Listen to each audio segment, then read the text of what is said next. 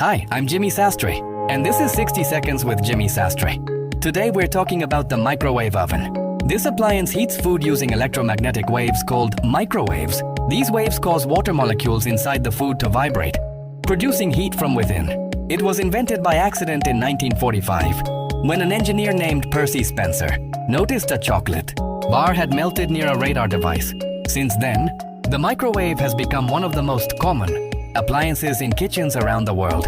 It allows food to be heated, defrosted, and even cooked in just minutes. But not all materials are safe to use inside it. Metal can cause sparks, and some plastics can melt or release harmful substances. Today, the microwave represents speed and convenience in modern life. And now you know, in 60 seconds.